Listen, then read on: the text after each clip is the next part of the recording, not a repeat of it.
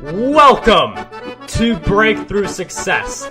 I'm your host, Marc Guberti, founder of the Content Marketing Plaza, bringing you 3 new episodes each week where I and top-level guests teach you how to take your business to the next level and achieve your breakthrough. And before we jump into today's episode, let me ask you a quick question. How much would your life change if you could make 6 figures from your content? Imagine being able to quit your 9-to-5 job, do what you love for a living, and spend more time with your family. That's what we help our students do at the Content Marketing Plaza, an 8-week program that will help you build your way to 6 figures via your content. You can learn more about the Plaza by heading over to contentmarketingplaza.com, which will be in the show notes. All right, let's jump right back into the episode. One of the things that you hear a lot about in entrepreneurship is this need to be patient, this work for 5 years and then you start to make your profit. Put in all these hours and then you start to achieve this result that you're going after. And yes, entrepreneurship is hard work, but if you're able to work smartly, you can achieve these big results. You can achieve financial success much quicker than what most people are telling you. So if you feel like you're putting in the work, you feel like you should be earning more, this episode is for you because it is possible to earn a lot in your first year. And a lot of people, I mean, if you're listening to this, you may be in your first year, you may be in your 5th or 6th year. So you can really have a turnaround year. We're going to talk about that right now, but it's just a matter of being in that right mindset. So we will get into that. And today's guest who will be with us in this episode, she is a former highly paid corporate insider and expert in scaling businesses with over 30 years of experience. And when she built her first business, she was able to achieve massive growth right away. She made $60,000 in her first year. In her third year, it was over $250,000, and her revenue has been growing at around 50% or more each year. So definitely a lot of continued growth after her initial success. So who exactly is today's guest? Well, today's guest for episode 296 of the Breakthrough Success podcast is none other than Eileen Mendel. Eileen, it is such a pleasure to have you on the show. Thank you so much, Mark. I really appreciate the honor of being on your show as well. So thank you very much for inviting me. Eileen, it is such a pleasure to have you on the show, and I feel like this is a topic that we could really dive deep into. Before we do that, though, I'm wondering if you could give us some background on us, maybe tell us a little bit about your journey. I know you've got the Balanced Millionaire. That's the big thing you're working on. So I'm wondering if you could shed some light on that a little bit as well. Okay. Well, first of all, you need to identify, which I did in my own past, before I even started a company, identify what you're good at. And so when I first started my company, I knew I was good at solving problems. I knew that I enjoyed pharmaceutical marketing and business development, doing deals, getting sales closed, just having that whole view of what's going on in the marketplace. I found it exciting. I was following the stocks of various companies. I just really delved deep into it. And that's how I decided, I said, I know so much about this industry, far more than my peers, because I just love the industry, that I will be a consultant to the industry. And that's how I became successful, because I studied the industry, and I was involved in both the business development, marketing, and science part of the industry before I started my consulting business. Does that answer your question? A little bit about my history? Oh yeah, definitely. I mean, it's interesting. You had a lot of these different things that you pursued, and it's all culminated to where you are now. And sometimes different things that you pursue, you can really connect those to your business model in a way where other people may not necessarily be able to make all those connections because their interests and their passions are not as far spread out. So definitely something important to think about. And one of the questions that I just want to go to right away, I mean, in your first year, you make $60,000, which, I mean, for content creators, you usually hear about you got to be working for like maybe a few years to get to that level, and then $250,000 in year 3. What do you believe are some of the essential actions and decisions you made to reach those kinds of numbers? Well, as I said, I already had a passion for the industry, and I got to know, who was who, what players, what companies were known for which drugs, and just what was going on. Just the players, the products, the marketplace. And I had finished up my degree a couple of years before from MIT. You don't necessarily have to go to an MIT or Harvard, but it all helps for your credibility. And so I had a master's degree in business. I understood what it takes to market yourself, get yourself visible in the marketplace, get to know who are the decision makers.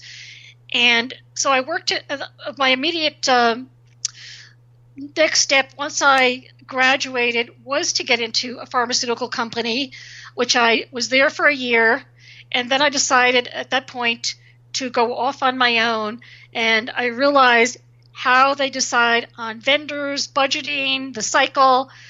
I knew a little bit, more from the inside of what goes on in the industry because I was an employee of the industry before I stepped out.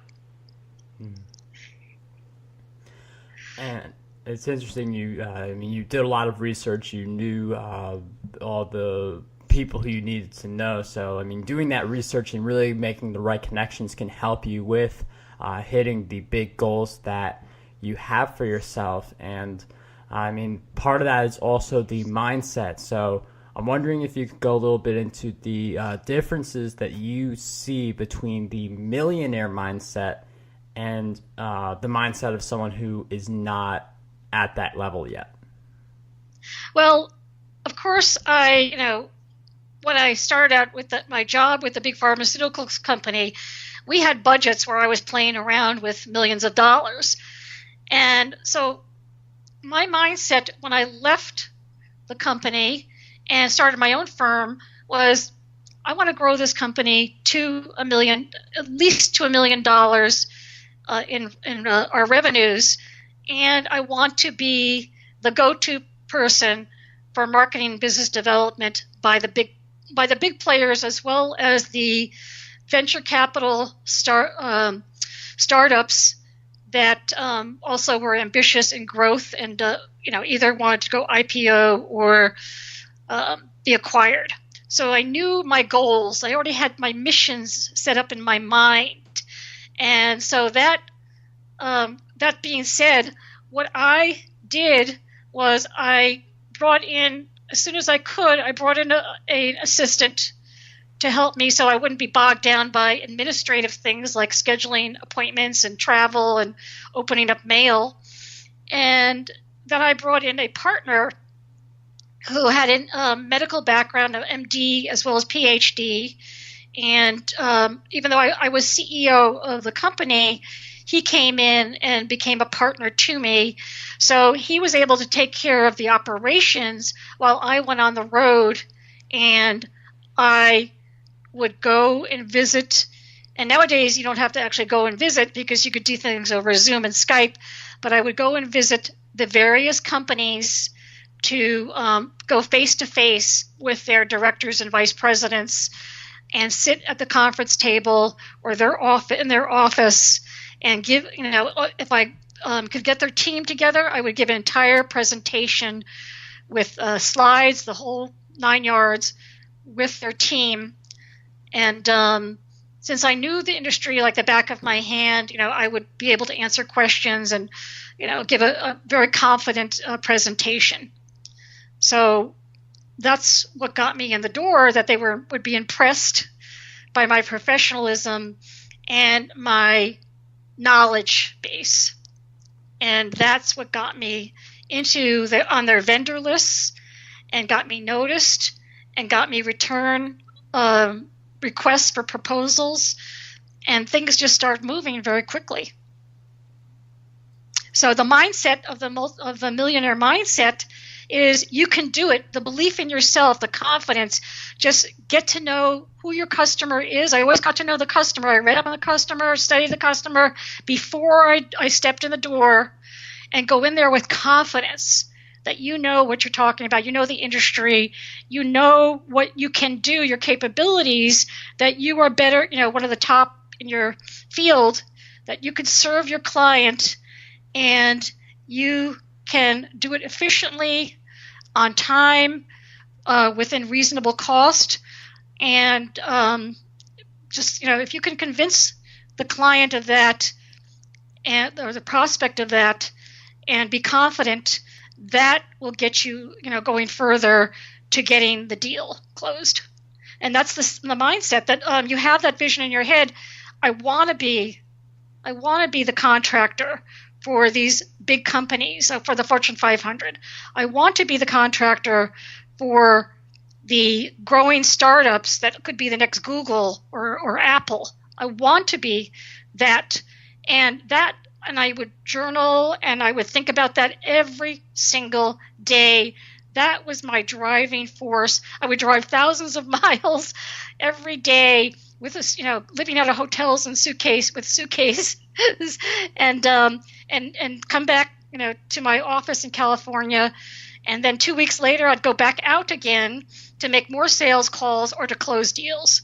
I mean, it was a grueling time period when we didn't have as many tools as we do now with Skype and Zoom. But I just did what needed to get done to convince the directors and vice presidents, the hiring decision makers, for outsourcing their vendors, that I was the one they wanted. And I mean, just listening to your response, like one of these big themes that I'm seeing is being around the right people, and whether it means like having existing relationships or getting out there to build new relationships. There's this theme of being around the right people. So I'm wondering if you could give us some insights on how we can surround ourselves with the right people, whether it's the decision maker or just someone who is going to help us get better. Well, while I was building the firm, I did multiple things as well as going out there and making sales. I would contact the big six accounting firms because they actually worked with my big clients. So I would actually, be friendly with them. We'd interact, meet with them on a constant basis to get referrals, great referrals from them. And also contact the big law firms as well that were working on the various trademarks, patents, business plans, whatever for the big firms as well as the startup firms. And I would also befriend the venture capital community. So we were always talking, going out to lunch, whatever, having coffee with the big players that were also in the industry who could put us on the referral list, because then they got to know us and what we do, and we had the integrity that was up to that level that they knew that we can achieve with what the company, their client, wanted to achieve. So yes, we did surround ourselves with great referral sources, as well as talk to high-level people constantly. I mean, we were always we were invited to investment banking meetings, to board meetings. We knew we had to reach the top people, and that's where we got the confidence to be hired by top clients. And it's really interesting you mentioned talking to high-level people constantly. And with your background, I mean, you can talk to someone with a venture capital company. You could talk to someone high up in another corporate company. But for the entrepreneur who maybe doesn't have that corporate background, it could seem a little daunting to approach these companies. And also this whole process of actually reaching the decision maker. So for entrepreneurs who they want to reach corporate companies, or they just see that this is a really nice skill to have. So when something comes up and they really want to do this outreach, how do you get confident to reach out to these corporate companies? What kind of approach does it take, especially from an outsider? Okay. Yes, when I would first do my presentations in front of directors and vice presidents of Fortune 500 companies, as well as the highest level people in the accounting firms, as well as the attorneys and the Silicon Valley venture capitalists, I'm talking about the partners, I would get butterflies in my stomach. I would be nervous. And that was, and I still, it still makes me nervous because I want to do the very best presentation possible and get on their short list of people to call on. So first of all, despite the fact, your knees might be shaking, you get butterflies in the stomach, whatever, you just go for it anyway. Do it anyway. And that's the mindset that I have. I said, if I want to get there, I'm going to have to go through the fire. I'm going to have to cross that bridge from fear to getting it done, to doing it so many times that I would just feel confident in front of these high-level people. And that's what happened. I just had to do this self-talk that I'm good enough. I can do this. I know I can do better than so many other people in the industry that I had already dealt with when I was an insider. I said I could do a much, much better job, and I know I could succeed. And that's what I had to keep saying in my mind before I had the meetings and walked in the door, and remind myself that I am capable, I've got integrity, I can do this. And I mean, it's a really powerful where, you can learn all these different ways to reach out to people. You can learn all these different ways to deliver a great presentation. But in the end, when you are in that experience, you can feel a little nervous. But the key is to just do it anyway, because you believe in all of the work that you've put in to reach that point. So definitely think about what you've done to get to where you are. If you're ever thinking of I've got butterflies in my stomach, the example that Eileen used, or something like that. So that definitely is something very important to think about, how far you've come, because then it's going to be easier for you to achieve results, accomplish your big goals. But when it comes to big goals, they're just sometimes we feel stuck on the way to those big goals. So I'm wondering, Eileen, if you could share with us, what do you believe holds most people back from reaching their big goals? I think they sabotage themselves. They don't believe that they are as good or better than their competition. So they hold themselves back. They say, maybe, I'm just not worthy. I don't deserve this. I don't know that I can achieve the expectations of what this customer wants. So they retreat back into, let's just stick with, our comfort zone, rather than reaching out. If you really want to grow your company, you have to have, those big goals, and you have to push yourself beyond your comfort zone. I know that most people have heard this before, but it is so true. Because there's always going to be a first time. Always going to be a first time. And then once you've done it, you have the experience. Well, I've already done this. Now I could do it again. And I'm telling you, when you go in the room with, the shaky knees and the sweating and the butterflies in the stomach, to make your entrance and introduce yourself for the first time to, vice presidents, directors, managers of companies who are going to make that decision to whether to hire you or not, after those first few minutes of, introducing yourself, And after getting started in your talk, you start going into a zone where I know my stuff. I love this.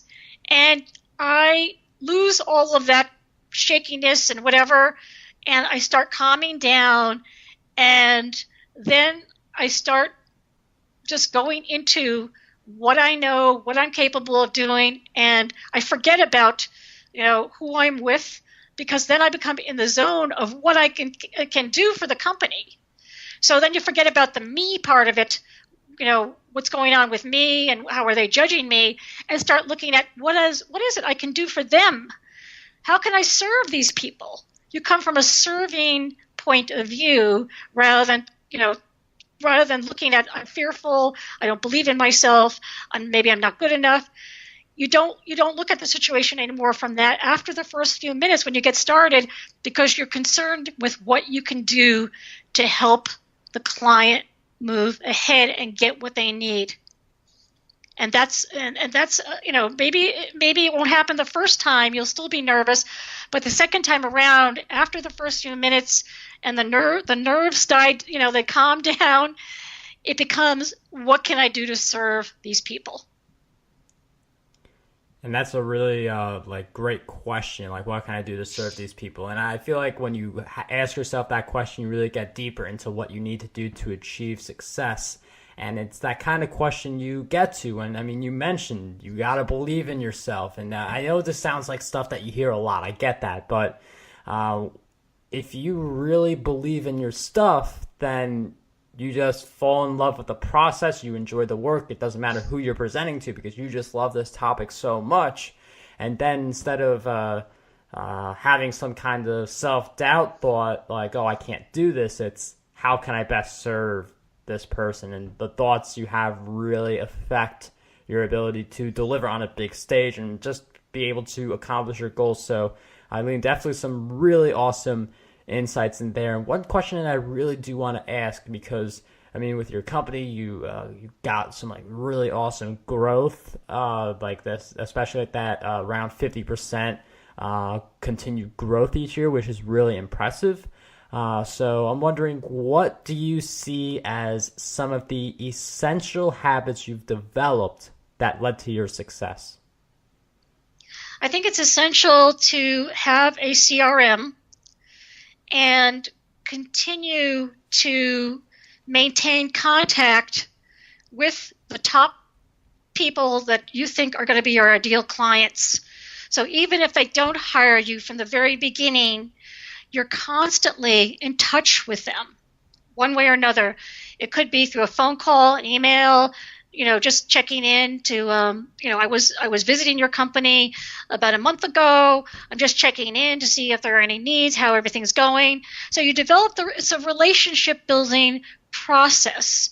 And so you can't, it's hard to do it with everybody, but you'll identify after a while who your top people are that you want to stay in touch with, that you're in sync and alignment with. They understand what you do. They appreciate what you do. They want to do business with you, but maybe the timing was wrong. So you just want to keep in front of them and top of mind continually. And that is going to get you the jobs, the projects that you want.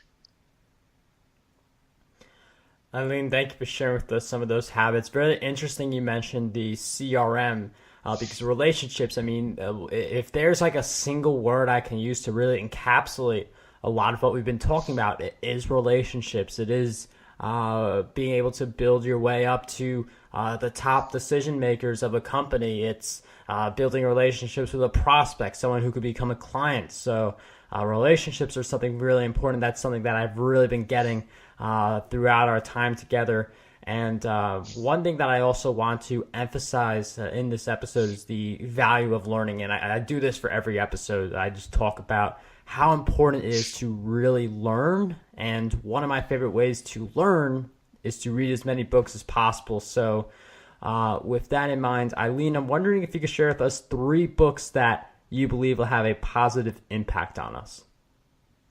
Well, what comes to mind, I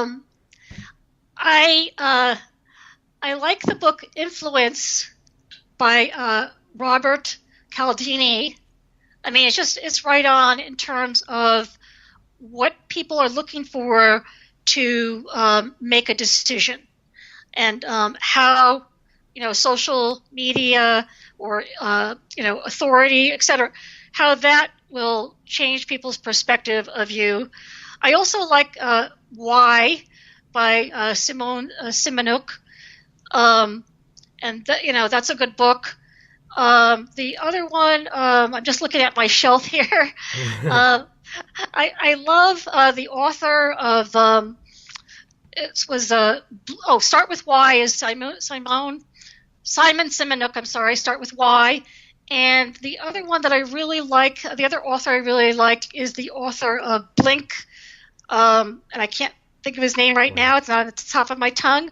But every one of his books are really very good. We will include all those books in the show notes, markguberti.com/E296 for Blink. I believe that's Malcolm Gladwell. Malcolm Gladwell, yes. Okay. Just wanted to verify that. So that will be in the show notes. We'll also throw in content marketing secrets for anyone who wants to drive traffic to their content and boost their revenue in the process. So that will be there as well. And before we wrap up this episode, Eileen, I've asked you several questions throughout our time together, but what do you believe is one question that we need to be asking ourselves more often? That's interesting. I would say, well, I always ask myself, why am I doing this? What would I really love? Do I love what I'm doing? So it's more than one question, but it all comes down to, do I love what I'm doing, or what do I need to readjust or change to make it even better and more fun and more fulfilling? Eileen, thank you so much for sharing with us that great question, all of your great insights throughout our time together. If you guys want to learn more about Eileen, head over to Balanced Millionaire. That is something that will be in the show notes, but she's also offering you a free 30-minute strategy session. So Eileen, where can we go to learn more about that? Go to my website, www.thebalancedmillionaire.com. I also have a free ebook on the homepage, and they can go ahead and download that ebook. All right, so free ebook on that page. You can go there to get your free 30-minute strategy session as well. Really awesome with the free value you're providing at the end, and all the value you provided in the episode as well. So Eileen, thank you so much for taking the time to be on Breakthrough Success today. You're welcome, Mark. Want to dominate the podcasting industry? Now you can with your free copy of my book, Podcast Domination. You'll learn how to launch, grow, and monetize your very own show. And whether you are a beginner or an expert, this book has a lot of golden nuggets for you.